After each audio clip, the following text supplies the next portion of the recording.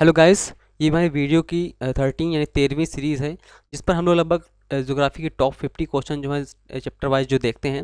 और जो हमारा टारगेट है वो लगभग हमारा 10,000 एमसीक्यू को सॉल्व करना है, जो आपके टीजीटी, पीजीटी, एलटी ग्रेड और आपके स्टेट पीसीएस, यूपीएससी और असिस्टेंट प्रोफेसर जैसे एग्जामों के लिए बेहद इंपॉर्टेंट साबित होंगे, है ना। इसकी जो पीडीएफ है आपको टेलीग्राम चैनल प्रोवाइड कर दी जाती है, वहाँ से आप इसे आसानी से प्राप्त कर सकते हैं, ठीक है। तो आते हैं टॉपिक पर। देखिए, टॉपिक स्टार्ट करने से पहले आपको बता दें कि यहाँ पर कुछ लिंक दी गई हैं जो आपके लिए इंपॉर्टेंट हो सकती हैं। जैसे आपका जो 10,000 एमसीक्यू की जो सीरीज़ चल रही है उसे आप यहाँ से ज्वाइन कर सकते हैं। टीजीटी पीजीटी के कुछ टॉपिक्स डाले गए हैं प्लेलिस्ट के माध्यम से, वहाँ पर आप जा सकते हैं। ज्योग्राफी के कुछ टॉपिक्स पर वन टॉपिक बनाए गए हैं, मतलब एक टॉपिक का लेक्चर दिया गया है, वहाँ से आप देख सकते हैं। इसके बाद ये वाला जो सीरीज़ है आपकी, ये बहुत इंपॉर्टेंट है आपकी, जो इंपॉर्टेंट बुक्स हैं जोग्राफर्स की, क्योंकि ये यहाँ से एक क्वेश्चन लगभग आपका जरूर पुटअप होता है। प्रैक्टिकल ज्योग्राफी आपके असिस्टेंट प्रोफेसर जैसे एग्जामों के लिए, नेट के लिए बहुत इंपॉर्टेंट है, तो यहाँ से भी लगभग आपके 1-2 नंबर के क्वेश्चन जरूर पुटअप होते हैं, तो इसे भी आप देख लीजिएगा, ठीक है। तो आते हैं पहले क्वेश्चन पर। पहला क्वेश्चन कहता है, सान एंड्रियास भ्रंश है रूपांतर भ्रंश, अभिसारी भ्रंश, प्रसारी भ्रंश या फिर निमज्जनकारी भ्रंश। देखिए, अभिसारी भ्रंश नहीं है, ना तो निमज्जनकारी है, ना ही प्रसारी, ही कैसा है, रूपांतरित भ्रंश है, ठीक है। तो देखिए क्या होता है, सान एंड्रियास जो फॉल्ट है आपका, हमें पता है कहाँ पर है ये आपका, हमें यूएसए के पश्चिम, यानी जहाँ पर आपका कैलिफोर्निया पड़ता है, वहाँ पर आपका क्या है, सान एंड्रियास फॉल्ट बना हुआ है, जहाँ पर सबसे तीव्र गति के भूकंप आते हैं। ये क्या होता है, यहाँ पर जो प्लेटें हैं आपकी, ना तो अभिसारी हैं, ना ही आपकी अपसारी हैं, यहाँ पर कैसी है, ट्रांसकरेंट है, मतलब आपकी ऐसी प्लेट चलती हैं ऐसे, है ना, भिड़ती हुई चलती हैं प्लेटें, इसे बोलते हैं ट्रांसकरेंट भ्रंश बोलते हैं। अगला क्वेश्चन कहता है, निम्नलिखित में युग्मों में कौन सा सही नहीं है। आपको बताना है कि कौन सा युग्म बिल्कुल बिल्कुल क्या है, गलत है। देखिए, पैटागोनिया जो है आपका अर्जेंटीना में है, सेल्वा चिली, ये चिली वाला गलत है ना। सेल्वा कहाँ है, ये आपके कहाँ पाए जाते हैं, ये पाए जाते हैं आपके ब्राज़ील में। सेल्वा कहाँ पाए जाते हैं, ब्राज़ील में, सेल्वा के वृक्ष, ठीक है। तो बी ही गलत है। बाकी ग्रांड चाको आपका पराग्वे है, लानोस आपका वेनेजुएला है, बिल्कुल सही है, ठीक है, बाकी सब सही है। अगला क्वेश्चन कहता है, निम्नलिखित पर्वतों में किसका निर्माण एक महासागर और महादेशी पट्टिका के अभिसरण से हुआ है। तो किसका हुआ है, देखिए, जो आपका पर्वतों निर्माण होता है अधिकतर जो होता है, एक आपकी ओसनिक प्लेट और आपकी कॉन्टिनेंटल प्लेट। ये आपकी ओसनिक प्लेट हो गई, ठीक है, और ये आपकी कॉन्टिनेंटल प्लेट हो गई। जब दोनों प्लेटें भिड़ती हैं तो फिर क्या होता है, ओसनिक प्लेट नीचे चली जाती है भारी होने के कारण, और कॉन्टिनेंटल प्लेट क्या होती है, ऊपर उठ जाती है, ठीक है, जिसके कारण पर्वतों का, यानी विश्व के सबसे ऊंचे पर्वतों का निर्माण होता है। तो कहता है किस महासागरीय और महादेशी, मतलब महाद्वीपीय पट्टिका के अभिसरण से हुआ है। तो अपलेशियन माउंटेन नहीं हुआ है, आल्प्स पर्वत मध्य में नहीं हुआ है। देखिए, वहाँ पर आपका एक सागरी प्लेट का होना, यानी ओसनिक प्लेट का होना, और कॉन्टिनेंटल प्लेट का होना आवश्यक है। एंडीज, एंडीज देखिए, हाँ बिल्कुल सही है। यूराल पर्वत भी नहीं है, ठीक है, ये भी गलत हो गया। तो जो एंडीज पर्वत है, यहाँ पर आप देखेंगे, जो एंडीज पर्वत है आपका कहाँ पर है, ये आपकी साउथ अमेरिका में देखने को मिलता है, यहाँ पर देखने को मिलता है। यहाँ पर आपकी ओसनिक प्लेट है, समुद्री प्लेट, और ये आपकी कॉन्टिनेंटल प्लेट है। जब दोनों भिड़ती हैं तो क्या होता है, आपका ऊंचा पर्वत, यानी आपका एंडीज पर्वतमाला का निर्माण होता है। एंडीज पर्वतमाला जो विश्व की सबसे लंबी पर्वतमाला, जो लगभग 7,000 किलोमीटर लंबी है, ठीक है। अगला क्वेश्चन कहता है, निम्नलिखित में से किसे अंतर पर्वतीय पठार कहा जा सकता है, ब्राजीलियन, भारतीय, तिब्बती या फिर अरेबियन। तो देखिए, अंतर्पर्वतीय पठार क्या होते हैं, जो कई सारे पर्वत पठारों से, यानी कई सारे पठारों से घिरे हुए, कई सारे पर्वतों से घिरे हुए होते हैं, तो अंतर पर्वतीय पठार कहा जाता है। जो आपका कौन सा है, तिब्बती पठार है ना। आप देखेंगे जो तिब्बत का पठार है, वो कुल्लू चान, त्यान श्यान, फिर यहाँ पर आपका काराकोरम, लद्दाख, जास्कर, हिमालय से घिरा हुआ है ना। तो आपका क्या है, तिब्बत का पठार एक आपका अंतर पर्वतीय पठार है। अगला क्वेश्चन कहता है, एक प्लेट का दूसरे प्लेट के नीचे खिसक जाना प्रक्रिया को किस नाम से जानते हैं। तो इस प्रक्रिया को हम क्या बोलते हैं, इस प्रक्रिया को हम बोलते हैं अवनयन। जब कोई प्लेट एक प्लेट के नीचे घुस जाती है, तो उसे हम क्या बोलते हैं, उसे हम बोलते हैं अवनयन, यानी नीचे डूब जाना, ठीक है। और नीचे कौन सी जाती है प्लेट, जो भारी होती है, जैसे आपकी ओसनिक प्लेट हो गई, ये भारी होती है। कॉन्टिनेंटल प्लेट आपकी जो होती है वो आपकी हल्की होती है, इसलिए ये ऊपर उठ जाती है। इसे हम बोलते हैं महाद्वीपीय प्लेट, इसे हम बोलते हैं सागरीय प्लेट, ठीक है। अगला क्वेश्चन कहता है, भावर भावर उदाहरण है। भावर किसके उदाहरण हैं, देखिए, भावर जो हैं ये आपके गिरिपदी मैदान के हैं। आपने देखा होगा जो आपके खादर, बांगर, भावर ये सब बनते हैं, ये मैदानों, यानी मैदान की गिरिपद में, यानी यहाँ जहाँ पर मैदान खत्म होते हैं वहाँ पर आपके भांवर का पतन होता है, मतलब वहाँ पर आपके भांवर का निर्माण होता है। ठीक है, तो ये मैदान के गिरिपद होते हैं, यहाँ पर गिरिपद मतलब होता है जहाँ पर पर्वत ये खत्म होता है, यहाँ पर पर्वत खत्म हुआ, ये जो गिरिपद का मैदान है यहाँ पर आपके भांवर देखने को मिलते हैं। ठीक है, क्योंकि यहाँ से नदियाँ क्या आती हैं, यहाँ से नदियाँ आती हैं और फिर यहाँ पर विलुप्त हो जाती हैं। तो ये भांवर के जो मैदान आपके मिलते हैं कहाँ पर, गिरिपद, यानी पहाड़ों के नीचे स्थल में, क्षेत्र में देखने को मिलते हैं भांवर।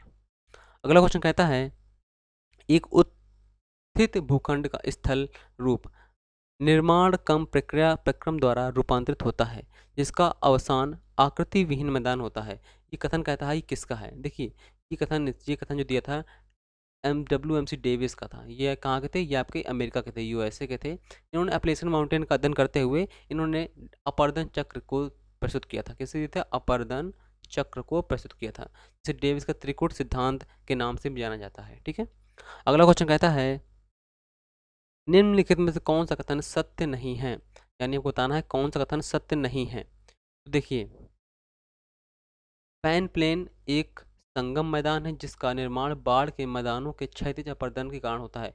यही सत्य नहीं है, क्योंकि जो पैन प्लेन है, पैन प्लेन देखिए क्या होता है, पैन प्लेन नदी बेसिन की बाहर की ओर प्रसार के परिणाम स्वरूप बनता है। जो आपका नदी बेसिन होता है, नदी बेसिन जब ये बाहर की ओर बढ़ता है तो उससे बनता है क्या? Pan plane. पेनी प्लेन का निर्माण अंतर स्थिति क्षेत्रीय से निर्माणीकरण के परिणाम स्वरूप होता है। बिल्कुल सही कथन, ये बिल्कुल सही है। तो यही आपका क्या है? ये आपका बिल्कुल गलत है। ठीक है, एच प्लेन आपका निर्माण हिमानी द्वारा होता है, ये भी बिल्कुल सही है। पेडी प्लेन का निर्माण कई पेडिमेंटों तथा आकस्मिक मरुस्थलीय गुंबदों से सम्मिलित होता है, ये भी आपका बिल्कुल सही है। ठीक है, इंपॉर्टेंट क्वेश्चन है, ध्यान रखिएगा। सब में डाउट हो सकता है आपको, पैन प्लेन, पेनी प्लेन, एच प्लेन और पेडी प्लेन, इनको एक बार देख लेते हैं। देखिए, पैन प्लेन क्या होता है? पैन प्लेन जो होता है नदी बेसिन के बाहर की ओर प्रसार के परिणाम स्वरूप कई बाढ़ के मैदानों के परस्पर मिल जाने से निर्मित विस्तृत मैदान होता है। पेनी प्लेन क्या होता है? आर्द्र जलवायु प्रदेश में जलीय चक्र की अंतिम अवस्था में निर्मित आकृति विहीन संरचना जो होती है का जो समतल निचला मैदान होता है उसे हम बोलते हैं पेनी प्लेन। पेडी प्लेन क्या होता है? अर्ध शुष्क प्रदेशों में अपर्दन चक्र की अंतिम अवस्था में कई पेडिमेंट मिलने से निर्मित अत्यंत मंद ढाल वाला जो समतल मैदान होता है वो क्या होता है? वो आपका होता है पेडी प्लेन। ठीक है, अगला क्वेश्चन कहता है, पदस्थली यानी पेडी प्लेन की बात कर रहा है, पेडी प्लेन की अवधारणा निम्नलिखित में किससे संबंधित है? देखिए, जो पेडी प्लेन है इसका जो दिया था, सिद्धांत दिया था, ये दिया था एलसी किंग ने। किसने दिया था? एलसी किंग ने। तो ऐसा क्या होगा? बी आंसर बिल्कुल सही है। जबकि पेनी प्लेन किसने दिया था? डेविस ने दिया था। इन्होंने दिया था पेनी प्लेन। ठीक है, अगला क्वेश्चन कहता है, निम्नलिखित में से कौन सा एक सही सुमेलित नहीं है? तो आपको बताना है, ऑप्शन दिए गए हैं आपके सामने, तो कौन सा सुमेलित नहीं है कहता है। देखिए, जल विभाजकों का नियम एम मोरिसावा, पेडी प्लेन चक्र एलसी किंग, ये तो बिल्कुल सही है। पीडमन ट्रोपेन डब्ल्यू सी पेंग का है, ये भी बिल्कुल सही है। नदी जीवन चक्र का पूर्ण डेविस, ये भी बिल्कुल सही है। तो यानी देखिए, तीनों आपके बिल्कुल सही है, ये तीनों आपको पता भी होने चाहिए। इसके बाद जो जल विभागों का नियम है ये एम सी मोरिसेवा का नहीं है। जल विभागों को जो नियम दिया था वो दिया था मैरी मोरिसावा ने।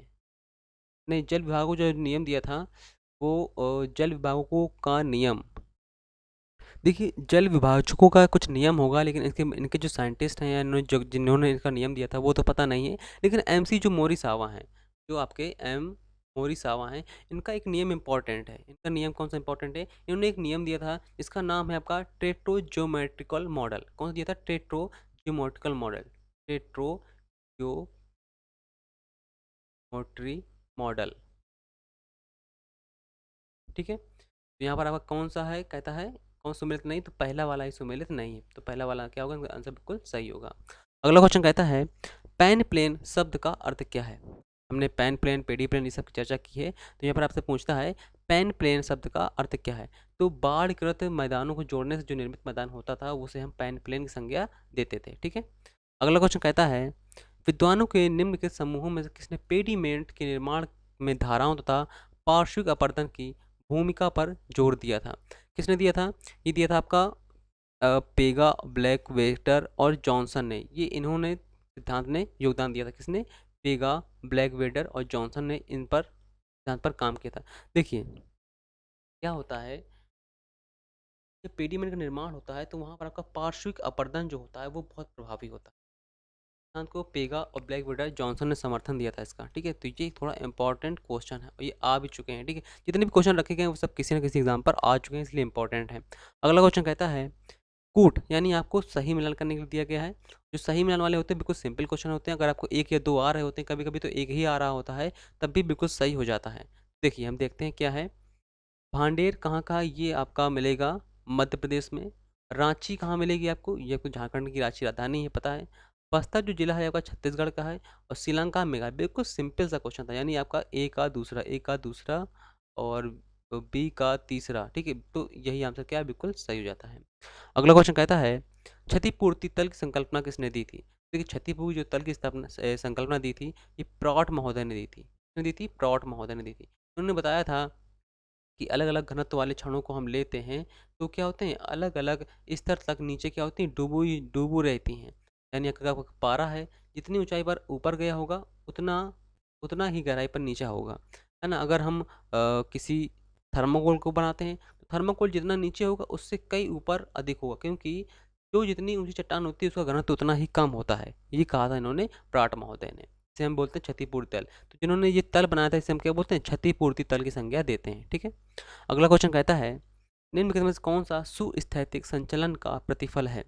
सुस्थैतिक संचलन का प्रतिफल क्या है आपका? जैसे हम बोलते हैं समुद्र तल का उत्थान और धसाव जो होता है, ये आपका सुस्थैतिक संचलन का उदाहरण होता है। क्या होता है कि समुद्र तल में जब उत्थान और धसाव होता है, ये आपका बैलेंसिंग करने के लिए इंपॉर्टेंट होता है, ठीक है। तो समुद्र तल का उत्थान और धसाव जो होता है आपका सुस्थैतिक से इसका संबंध है। अगला क्वेश्चन कहता है निम्न में से कौन सी स्थलाकृति हिमानी के निक्षेप स्तर रूप से संबंधित नहीं है? यानी कि बाकी सब स्थलाकृतियाँ जो हिमानी के निक्षेप से बनती है, जबकि मेष शिला जिसे हम भेड़ शिला भी बोलते हैं, ये किससे बनती है? ये आपकी बनती है आपकी अपरदन से, ठीक है। निक्षेप से नहीं बनती है, यानी ये क्या बनती है, आपकी अपरदन से बनती है, जिसे हम भेड़ शिला भी बोलते हैं, ठीक है। बाकी सब आपकी निक्षेपात्मक आकृतियाँ हैं। अगला क्वेश्चन कहता है निम्न में से कौन सी कास्ट स्थलाकृति की निक्षेप रूप नहीं है? यानी तीन होंगी निक्षेप से बनने वाली और एक आपकी निक्षेप से नहीं होगी, तो कौन सी है? देखिए लैपीज। लैपीज जो है आपका, ये आपका निक्षेप से नहीं बनता है, ये आपकी निक्षेप से बनती है आशुतास्म, निश्चुतास्म, आपकी कंधरा स्तंभ होती हैं जो आपकी ये बनती हैं। लैपली जो है आपकी, ये निक्षेप से नहीं बनती, ये किससे बनती हैं? ये आपकी अपरदन से बनती, ठीक है। अगला क्वेश्चन कहता है भू आकृति विज्ञान में प्राइमारम्प और एंड्रम्प शब्दावलियों का सबसे प्रयोग किसने किया था? हम जानते हैं कि जो ये शब्दावलियां हैं ये किसने प्रयोग की थी? ये आपके जर्मन वैज्ञानिक थे। कौन से थे? आपको पता होगा, बिल्कुल सिंपल है। कौन थे? पेंक महोदय थे। पेंक महोदय थे, इन्होंने जर्मन शब्दों का यूज़ किया था, उन्हीं के अनुसार इन्होंने प्राइरम्प और एंड्रम्प शब्दों का प्रयोग किया था। कौन थे? पेंक थे, ठीक है। पेंक है आपका, डेविस है, एल्सी किंग है, ये सब आपके अपरदन चक्र से संबंधित हैं। किससे? अपरदन चक्र से। अपरदन इन्होंने व्याख्या की थी। अगला क्वेश्चन कहता है निम्न में से कौन स्थलाकृति पवन के अपरदन से संबंधित नहीं है? यानी एक आपकी स्थलाकृति है जो अपरदन से नहीं बनती, यानी कि निक्षेप से बनती है, ठीक है। तो निक्षेप से पता है जो बरखान होता है वो बनता है। कौन बनता है? बरखान बनता है आपका निक्षेप से। बाकी ये सब किससे बनते हैं? ये आपके अपरदन से बनते हैं। ये किससे बनता है? आपका निक्षेप से। अगला क्वेश्चन कहता है निम्न में से कौन सा सुमेलित नहीं है? यानी चार सिद्धांत दिए गए हैं, आपको बताना है कौन सा सुमेलित नहीं है। देखिए अवतरण का सिद्धांत डार्विन का है आपका, ये आपका किससे संबंधित है? आपका जो कोरल होती हैं, कोरल रीफ जो होती हैं उनकी उत्पत्ति से संबंधित है। स्थैतिक तरंग सिद्धांत ये आपका ज्वार भाटा से संबंधित है, ठीक है। हिमनद हिमनद नियंत्रण सिद्धांत, जो हिमनद नियंत्रण सिद्धांत है ये नहीं है, ठीक है, ये इनका नहीं है, ये पेंक महोदय का नहीं है। ये पेंक महोदय ने क्या दिया था? पेंक महोदय ने आपके अपरदन चक्र के बारे में सिद्धांत दिया था। किसके बारे में दिया था? अपरदन चक्र के बारे में दिया था इन्होंने सिद्धांत, ठीक है। वायव राशि कांट की बिल्कुल सही है, यानी आपका सी आंसर ही बिल्कुल आपका गलत हो जाता है, ठीक है। सी आंसर क्या है? सी आंसर आपका गलत है, बाकी सब सुमेलित हैं।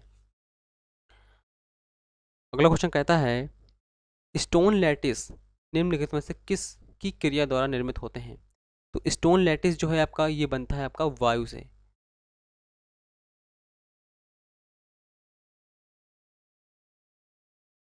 ठीक है, किससे बनता है? वायु से बनता है स्टोन लैटिस।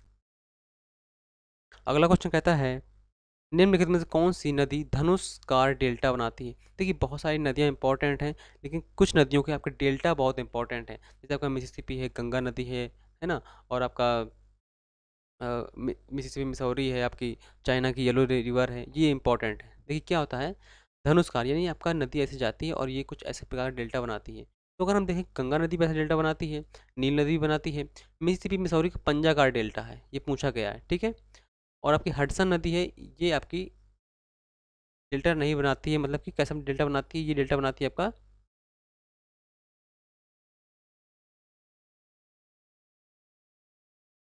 एक छोड़ा हुआ डेल्टा बनाती है। ठीक है, यहाँ पर हम बात करते हैं धनुषकार डेल्टा कौन कौन सी नदी बनाती है, तो गंगा भी बनाती है आपकी, और आपकी नील नदी भी बनाती है, यानी आपको यहाँ पर आपके दो आंसर बिल्कुल सही बैठ रहे हैं। ठीक है, चलिए, और एक आपकी येलो नदी है, येलो नदी मतलब पीली नदी। पीली नदी जो आपकी परित्यक डेल्टा बनाती है, परित्यक डेल्टा जिसे हम छोड़ा हुआ डेल्टा कहते हैं। क्या होता है, पहले डेल्टा यहाँ पर बनाती थी, अब यहाँ पर ना बनाकर दूसरी जगह बनाती है, तो इसे हम बोलते हैं परित्यक डेल्टा। ठीक है, अगला क्वेश्चन कहता है निम्न में से किस भू आकृति का निर्माण हिमानी अपरदन से नहीं हुआ है? हिमानी अपरदन से नहीं हुआ है बल्कि निक्षेपण से हुआ है। तो देखिए, जो आपका अपरदन से निर्माण नहीं हुआ है, तो ड्रमलिन जो होता है ये अपरदन से निर्माण नहीं होता है, जबकि ये किससे होता है? निक्षेप से होता है। ठीक है, नुनाटक है, आपका हॉर्न है, सर्क है, ये सब निर्माण किससे होते हैं? ये आपके हिमानी अपरदन से होते हैं। अगला क्वेश्चन कहता है शुष्क एवं अर्धशुष्क प्रदेशों में पेडीमेंट एवं प्लाया के मध्य निक्षेप जनित मंद ढाल वाले मैदान को क्या कहते हैं? तो ऐसे मैदानों को हम क्या बोलते हैं? बजदा बोलते हैं। क्या बोलते हैं? बजदा। अगला क्वेश्चन कहता है निम्न में से कौन सी एक अपरदनात्मक स्थलाकृति नहीं है? कहता है कौन सी जो स्थलाकृति वो अपरदनात्मक स्थलाकृति नहीं यानी निक्षेप से है।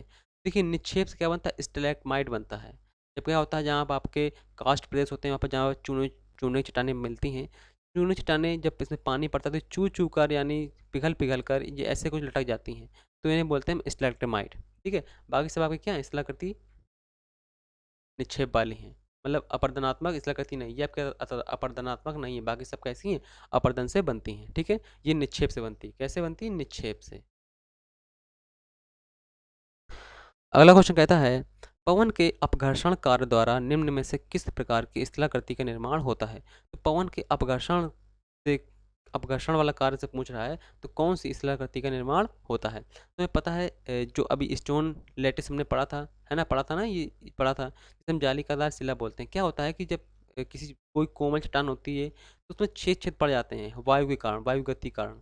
आप देखेंगे जो आपके मरुस्थलीय प्रदेश होते हैं वहाँ पर आप देखेंगे वायु बहुत तेज आती है और फिर भिड़ती है, वहाँ पर वहाँ की जो कोमल चट्टानें होती हैं उनको हटा देती है, तो यहाँ पर बहुत सारे छेद छेद देखने को मिलते हैं जिन्हें हम क्या बोलते हैं? स्टोन लैटिस बोलते हैं। ठीक है, तो पहला ये आंसर क्या है? बिल्कुल सही है। अगला क्वेश्चन कहता है निम्नलिखित कथनों पर विचार कीजिए तथा सही उत्तर दीजिए। कथन कारण वाला है, कथन कारण वाले क्वेश्चन बिल्कुल अच्छे होते हैं क्योंकि यहाँ पर आप पढ़कर अंदाजा नहीं लगाते हैं, बिल्कुल फिक्स आंसर इसके बिल्कुल होते हैं। तो कहता है परखान एक पवन मुखी ढाल तीव्र होता है। हाँ सीधी सी बात है, जो परखान होते हैं आपके ये कुछ इस प्रकार के होते हैं, जहाँ पर वो पवन आती है वहाँ पर उनके ढाल क्या होते हैं? तीव्र होते हैं। ठीक है, परखान के शिखर पवन दिशा को इंगित करते हैं। हाँ, तो जो उनके शिखर होते हैं ना, वो उनसे पता चलता है कि पवन किस दिशा की ओर जा रही है, इसी कारण उनके तीव्र उनके उनके जो ढाल होते हैं वो तीव्र होते हैं, यानी ए आंसर बिल्कुल सही है, बी भी बिल्कुल सही है, यानी आर उसका रीजन भी बिल्कुल सही है और सही व्याख्या भी करता है। ए आंसर क्या होगा? उसका बिल्कुल सही होगा। अगला क्वेश्चन कहता है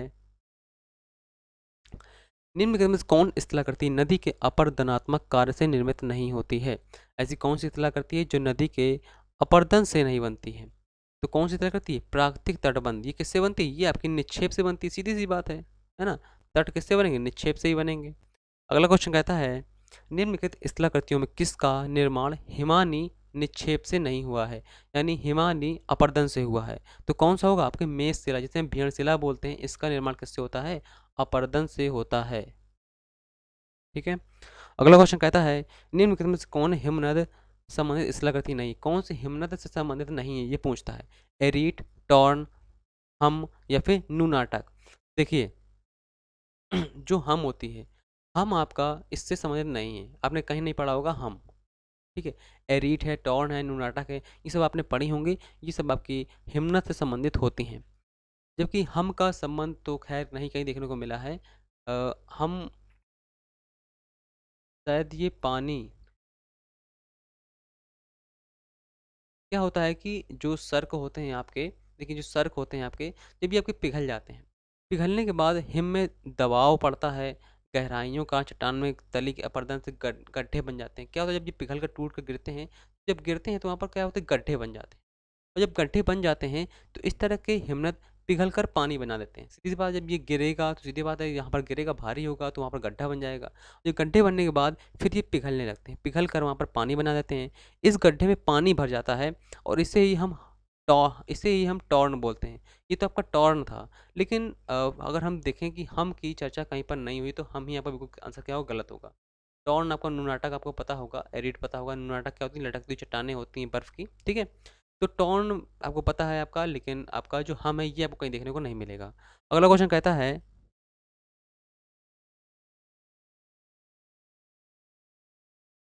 निम्नलिखित स्थलाकृतियों में कौन कास्ट स्थलाकृति संबंधित नहीं है। कास्ट प्रदेशों से पूछ रहा है। युवाला, अंधी घाटी, सीप टिब्बा या फिर निमग्न संकीर्ण घाटी। तो देखिए जो सीप टिब्बा है, इसका निर्माण आपका वायु से होता है। किससे होता है, वायु से होता है, ये वायु से होता है, ठीक है।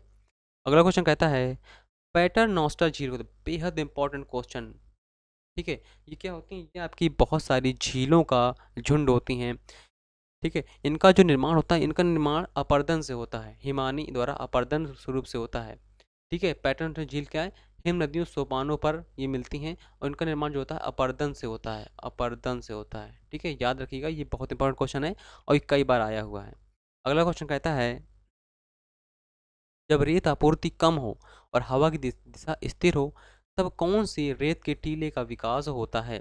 तब आपको देखने को मिलेगा अनुदैर्ध्य रेत का टीला। कैसा मिलेगा, अनुदैर्ध्य रेत का टीला देखने को मिलता है। जब मतलब रेत की आपूर्ति क्या होती है, कम होती है। क्या होता है कि देखिए बहुत सारे वहाँ पर टीले देखने को मिलते हैं, ठीक है। लेकिन जो कि अनुदैर्ध्य रेत के टीले होते हैं, ये कब बनते हैं, जब क्या होता है कि पवन की दिशा समकोण पर होती है और वहाँ पर आपका जो बालू की होती है वो आपूर्ति कम होती है, ठीक है। तभी ये ऐसे देखने को चीज़ें मिलती हैं। अगला क्वेश्चन कहता है, निम्नलिखित में से कौन विशेषताएं पर्वतीय हिमनद से संबंधित नहीं हैं। तो कहता है कौन से पर्वतीय हिमनद से संबंधित नहीं है। देखिए पर्वतीय हिमनद से संबंधित आपका सर्क भी है, टॉर्न भी है, तीक्ष्ण शिखर भी है, फ्योर्ड नहीं है आपका। फ्योर्ड कहाँ, ये आपका तट से संबंधित है ना। आपने देखे होंगे जो नॉर्वे है, स्वीडन है, फिनलैंड है, यहाँ पर आपके फ्योर्ड तट पाए जाते हैं। तो डी आंसर क्या होगा, बिल्कुल सही होगा। अगला क्वेश्चन कहता है, नदियों के डेल्टाओं के सहारे अधिवास किस प्रतिरूप के होते हैं। यानी नदियों को जहाँ पर डेल्टा बनाते हैं, जल डेल्टा जो बनाते हैं, यहाँ पर अधिवास किस रूप के होते हैं। तो ये तो आप देख कर ही बता सकते हैं कि यहाँ पर पंखा प्रकार के प्रतिरूप होते हैं, पंखा प्रतीक।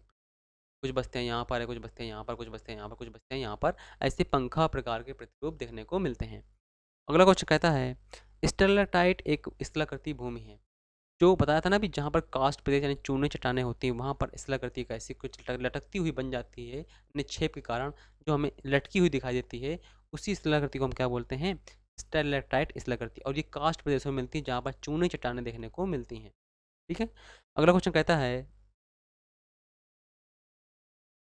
सूची प्रथम को सूची सेकंड से मिलाना है, ठीक है। सूची प्रथम को सूची सेकंड से मिलाना है। पहला स्थल रूप बताया गया है और दूसरा प्रक्रिया बताई गई है, किससे किसको संबंध स्थापित होता है, मतलब किस चीज़ से कौन सी प्रक्रिया बनती है, ठीक है। देखिए जो निक पॉइंट है आपका, निक पॉइंट पुनर्युवन से संबंधित है, यानी एक का चौथा, एक का चौथा कहीं दिया, बस बस बस बिल्कुल आंसर आपको मिल गया। एक का चौथा मिल गया ना। तो धोलरंद आपका कहाँ पर होगा, कास्ट प्रदेशों में मिलता है। अधिकेंद्र आपको कहाँ पर मिलेगा, ये आपको मिलेगा भूकंप में। द्रोणपंख कहाँ मिलेंगे, नदी क्षेत्र में मिलेंगे। बिल्कुल सिंपल सा क्वेश्चन था, बिल्कुल सिंपल क्वेश्चन था, ठीक है। अगला क्वेश्चन कहता है, देखिए यहाँ पर आपको निक पॉइंट जो दिया गया है वो याद रखिएगा। निक पॉइंट का मतलब होता है आपका पुनर्युवन से, यानी पुनः वहाँ पर जब चीज़ें जनरेट होती हैं, पुनः एक नए प्रकार से सिरे स्टार्ट होती हैं, उसे हम बोलते हैं पुनर्युवन, ठीक है। अगला क्वेश्चन कहता है, यहाँ पर भी सूची प्रथम आपको दी गई है सूची सेकंड से मिलाने के लिए। यहाँ पर ही बताना है आपको कौन किससे सुमेलित होती है। ठीक है, तो देखते हैं। डोलीन का संबंध आपका कास्ट उच्चावच से होता है। डोलोमाइट आपका संबंध खनिज है। डोंगा जो है आपकी सूक्ष्म जलमार्ग है। और ड्राइंकंटर किससे बनते हैं? वायु अवर्दना स्थलाकृति बनते हैं। यानी कि ए का चौथा, एक चौथा कहीं पर दिया नहीं, कहीं बस इसी में दिया गया, तो बिल्कुल सही आंसर होगा। ठीक है, अगला क्वेश्चन कहता है निम्न में से किसके परिणाम स्वरूप प्रस्तर जालकों का निर्माण होता है? किसके परिणाम स्वरूप प्रस्तर जालकों का निर्माण होता है? हमने अभी पिछले ही क्वेश्चन में बताया था आपको, जहाँ पर हवाएं बहुत तेजी गति से चलती हैं मरुस्थलीय क्षेत्र में, वहाँ पर जालिकादार जलखंडों का निर्माण हो जाता है। मतलब यहाँ पर अगर हवा चल रही है और यहाँ पर जब हवा इससे भिड़ती है, तो जो कोमल यानी जो सॉफ्ट चट्टान होती है उनको तोड़कर वो गिरा देती है। तो जालिकादार प्रस्तरों का निर्माण होता है। प्रस्तर मतलब होता है क्या? पत्थर से होता है। ठीक है, तो यानी पवन के अपर्दन से ये स्थलाकृति क्या होती है? निर्मित होती है। अगला क्वेश्चन कहता है गोखुर झील की स्थलाकृति निर्मित किससे? नदी की युवावस्था में, नदी के कटाव में, नदी द्वारा परिवहन की क्रिया में, या फिर प्रौढ़ावस्था में नदी कटाव में, या फिर वृद्धावस्था में नदी के निक्षेप में। देखिए, जब नदी प्रौढ़ावस्था में होती है, नदी के कटाव पर होती है, तब इसका निर्माण होता है गोखुर झील। क्या होता है? देखिए, जैसे मान लीजिए नदी ये आ रही, ये ऐसे आ रही, ये ऐसे आ रही, ये ऐसे आ रही है ना? तो क्या होता है जब ये नदी अपने स्थल मार्ग में क्या होता है कि जब बहुत पानी आता है फिर सीधी होने लगती है। जब ये सीधी हो जाएगी तो ये जो झील होती है इसे हम गोखुर झील बोलते हैं। इसे हम छाड़न झील भी बोलते हैं। ठीक है, जिसे नदी छोड़ देती है उसे हम गोखुर झील बोलते हैं। अगला क्वेश्चन कहता है बहते जल के द्वारा कौन आकृति निक्षेप कार्य का परिणाम नहीं है? बहते जल के द्वारा कौन सी आकृति निक्षेप कार्य का परिणाम नहीं है? मतलब कौन सी आकृति जो है निक्षेप से नहीं बनती है? तो नदी वेदिकाएं नहीं बनती हैं, है ना? प्राकृतिक तलबंध निक्षेप से बनते हैं, जलोढ़ पंख निक्षेप से बनते हैं, डेल्टा निक्षेप से बनते हैं। तो नदी की वेदिकाएं क्या होगा? बिल्कुल सही होगा। अगला क्वेश्चन कहता है छत्रक शिला अपर्दन के किस कारक का प्रतिफल होता है? जो छत्रक शिला होता है वो किसका अपर्दन का प्रतिरूप होता है? छत्रक शिला किससे बनता है? पवन से द्वारा बनता है, यानी आपको मरुस्थलीय क्षेत्र में देखने को मिलेगा। ठीक है, अगला क्वेश्चन कहता है निम्नलिखित में से कौन सुमेलित नहीं है? देखिए, डोलाइन बिल्कुल सही है, भूमिगत जल से। यारडांग हिमानी से। यारडांग का हिमानी संबंध नहीं है, जबकि किससे? पवन से संबंधित है। तो यही आंसर क्या होगा? आपका गलत हो गया। तटबंध हिमानी से बिल्कुल तटबंध नदी से बिल्कुल सही। जीवगैन पवन से बिल्कुल सही। बाकी सब सही है, आपका यही गलत था। अगला क्वेश्चन कहता है किसी शुष्क प्रदेश में बहुत सारे जलोढ़ शंकुओं के सम्मिलित होने से निक्षेप आकृति जो बनती है वो क्या कहलाती है? देखिए, जब बहुत सारे क्या होते हैं जलोढ़ शंकुओं को सम्मिलित अगर हम कर देते हैं तो उसे हम बोलते हैं बजादा। क्या बोलते हैं? बजादा बोलते हैं। ठीक है, अगला क्वेश्चन कहता है निम्न कथनों में कौन सा एक सही है? आपको पढ़ के बताना है निम्न कथनों में कौन सा एक बिल्कुल सही है। तरुणावस्था में अधिकतम उत्क्रम माप तथा अधिकतम ऊर्जा होती है, बिल्कुल गलत है ये। तरुणावस्था में ऊर्जा कहाँ से होगी? प्रौढ़ावस्था में न्यूनतम उत्क्रम माप एवं न्यूनतम ऊर्जा होती है, ये भी आपका गलत है। ठीक है, प्रौढ़ावस्था में न्यूनतम ऊर्जा ऊर्जा तो खैर नहीं होगी, क्योंकि क्या होता है नदियों के पास बहुत सारा मटेरियल होता है, यानी आपका निक्षेप होता है, वो उसे स्पीड के माध्यम से नहीं लाती हैं, लेकिन आपका काफ़ी भार के माध्यम से लाती हैं। जीर्णावस्था में न्यूनतम उत्क्रम माप एवं न्यूनतम ऊर्जा होती है, ये भी आपका लगभग गलत है। जीर्णावस्था में अधिकतम अधिकतम उत्क्रम माप, हाँ ये सही होगा। जीर्णावस्था में अधिकतम उत्क्रम माप एवं न्यूनतम ऊर्जा होती है, ये बिल्कुल सही है। क्योंकि ऊर्जा क्या होती है, जब आप नदी कहीं से निकलती है तो वो लगभग पहुंचते पहुंचते उसकी लास्ट में क्या होती है? ऊर्जा खत्म होने लगती है, जिसे हम न्यूनतम ऊर्जा कह सकते हैं। ठीक है, और अधिकतम उसमें उत्क्रमणता मतलब अधिकतम बिखराव देखने को मिलता है, हलचल देखने को मिलती है, लहराव देखने को मिलता है। ठीक है, डी आंसर क्या होगा? बिल्कुल सही होगा। अगला क्वेश्चन कहता है नदी अपहरण की अधिकतम संभावना होती है। ये क्वेश्चन इंपॉर्टेंट है कि नदी कब अपहरण करती है। ठीक है, नदी कब अपहरण करती है? देखिए, जब अपहरण करती है, आधार तल ऊंचा होगा, नहीं करेगी। आधार तल नीचा होगा, नहीं करेगी। किसी जल विभाजक के दोनों ओर ढाल प्रवणता समान होगी, तब भी नहीं करेगी। किसी जल विभाजक के दोनों ओर ढाल प्रवणता में अधिक अंतर होगा, तब करती है। क्या होगा? ढाल प्रवणता जब अधिक अंतर देखने को मिलेगा तभी नदी क्या करती है? अपहरण करती है। ठीक है, तो डी आंसर क्या होगा? बिल्कुल सही होगा। अगला क्वेश्चन कहता है यहाँ पर आपको सागर का नाम भरना है। तट के अनुदेश जिन स्थलाकृतियों का अध्ययन किया गया उन्हें कास्ट स्थलाकृतियाँ सर्वप्रथम थी। मतलब किन महासागरों के किनारे पर कास्ट प्रदेशों का यानी कास्ट स्थलाकृतियों का सबसे पहले अध्ययन किया गया, तो ये आपका एड्रियाटिक सागर के पास किया गया था, कि एड्रियाटिक सागर पर। ये आपका जहाँ पर आपका भूमध्य सागर पड़ता है उसके ऊपर आपको देखने को मिलता है आपका एड्रियाटिक सागर, टेहेरियन सागर, मेडिटेरियन सागर, है ना, यहाँ पर आपको मिलता है एड्रियाटिक सागर, फिर टेहेरियन सागर है इसके पास, फिर आपका मेडिटेरियन यानी भूमध्य सागर है। तो ये कुछ उसके अवशेष ही हैं। तो आपका एड्रियाटिक सागर के तट पर ऐसी स्थलाकृतियों की देखने को मिलती है। ठीक है, अगला क्वेश्चन है आपके सामने, सूची प्रथम को सूची सेकंड से मिलाना है। स्पेक्ट्रम दिया गया है और यहाँ पर आपको स्थल स्वरूप दिया गया है कि मिलाइए। तो देखिए, जो आपका स्थायी तुषार है, इसका संबंध अगर हम देखें तो पिंगो से है। जहाँ पर आपका पिंगो बनता है ये आपका हिमानी क्षेत्रों में देखने को मिलता है। स्थायी तुषार पिंगो से है। पटल विरूपण जो है आपका, पटल विरूपण से हॉस्ट की आकृति निर्मित होती है। प्रवाहित जल से बाढ़कृत मैदानों की स्थलाकृति बनती है। समुद्री तरंगों से स्टैग बनते हैं। ठीक है, तो आंसर आपका ए का दूसरा और बी का चौथा, यानी आपका ए आंसर क्या बिल्कुल सही होता है। अगला क्वेश्चन कहता है, सामान्यतः कैल्शियम कार्बोनेट चट्टानों का अपर्दन निम्न में से किसके द्वारा होता है। सीधी सी बात है, जो कैल्शियम कार्बोनेट चट्टानें बनी हुई हैं उनका जो अपर्दन होता है या निक्षेपण होता है वो भूमिगत जल से ही होता है अधिकतर। ठीक है, अगला क्वेश्चन कहता है, निम्न में से एक सही मिलान है। कौन सा कहता है सही मिलान है। तो देखिए, जलगर्तिका कास्ट स्थलाकृति अपर्दन, जलगर्तिका नदी स्थलाकृति। जलगर्तिका कास्ट की नहीं है, नदी की नहीं है, और आपका जलगर्तिका कास्ट स्थलाकृति निक्षेपण, वही चीज़ हो गई, नहीं है। जलगर्तिका नदी स्थलाकृति नहीं है। जलगर्तिका वातोण एरोलियन स्थलाकृति अपर्दन, ये भी नहीं है आपका।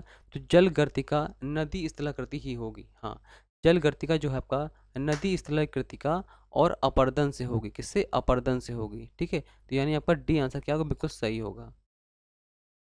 ठीक है, अगला क्वेश्चन कहता है, हिम सुमार्जित यानी रोस माउंटेन, ये आपका देखिए, रोस माउंटेन कभी कभी दे देता है, भेड़शिला दे देता है, हिम सुमार्जित दे देता है। देखिए बहुत सारे नाम हैं इनके, याद रखिएगा किसमें पाई जाती है, क्योंकि ये एग्जाम में बहुत बार क्वेश्चन आया हुआ है, भेड़ से क्वेश्चन। ठीक है, ये आपका हिमनदी क्षेत्र से बनती है, हिमनदी क्षेत्र में देखने को मिलती हैं भेड़शिला। और ये कैसे, ये आपके अपरदन से बनती हैं, याद रखिएगा। अगला क्वेश्चन कहता है, निम्न में से किसने सरिता श्रोणीकरण की सरिता खंड विधि का प्रतिपादन किया था। देखिए ये क्वेश्चन तो आपको रटना पड़ेगा। इसका जो सिद्धांत सरिता खंड का विधि का प्रतिपादन जो किया था, ये आपके एस.एन. स्टेलर महोदय थे। इन्होंने सरिता मतलब सरिता खंड विधि का प्रतिपादन किया था। ठीक है, तो ये आपको थोड़ा याद करना पड़ेगा। इतना इंपॉर्टेंट नहीं है, लेकिन फिर भी एग्जाम पे आया हुआ है, तो थोड़ा देख लीजिएगा। अगला क्वेश्चन कहता है, किसी आधार तल के नीचे अथवा ऊपर विभिन्न ऊंचाइयों के पृष्ठीय क्षेत्रफल के अनुपात को क्या कहते हैं। तो उसे हम बोलते हैं उच्चतादर्शी वक्र। क्या बोलते हैं? उच्चतादर्शी वक्र। किसी आधार तल के नीचे एवं ऊपर विभिन्न ऊंचाइयों के पृष्ठ क्षेत्रफल के अनुपात को क्या बोलते हैं? उच्चतादर्शी वक्र से हम इनको दर्शाते हैं। ठीक है, तो ये भी इंपॉर्टेंट आपका क्वेश्चन है। ये आपका लगभग टीजीटी, यूपीपीसीएस, टीजीटी, पीजीटी में आ चुका है क्वेश्चन ये वाला, तो याद रखिएगा ये क्वेश्चन इंपॉर्टेंट है थोड़ा। तो यहाँ पर लगभग हम लोगों ने ज्योग्राफी के 50 एमसीक्यू को सॉल्व किया है, और आपके सपोर्ट की ज़रूरत है तो सेशन को लाइक शेयर कमेंट करते हैं अगर आपको सेशन अच्छा लगा हो तो। इस टॉपिक पर हम लोग लगभग 10,000 जो क्वेश्चन है एमसीक्यू है उनको शेयर करना है, उन्हें क्विज के रूप में सॉल्व करवाना है आपको, ताकि आपके जो टीजीटी पीजीटी लाइक एग्ज़ाम है ये आपके आसानी से हो सकें, क्योंकि ये सब एग्ज़ाम जो है कंटिन्यूटी आ रहे हैं, कंटिन्यूटी बनाए रखे हुए हैं। तो आपको ज़रूरत है कि सबसे ज़्यादा रिवीजन करने की और क्विज सॉल्व करने की। तो मिलते हैं नेक्स्ट वीडियो में, बने रहिए हमारे साथ, जुड़े रहिए हमारे साथ, सपोर्ट करें हमारा, ताकि आपके सपोर्ट के द्वारा हम अपना मनोबल बढ़ा सकें। मिलते हैं नेक्स्ट वीडियो में, तब तक के लिए tata bye bye, thank you.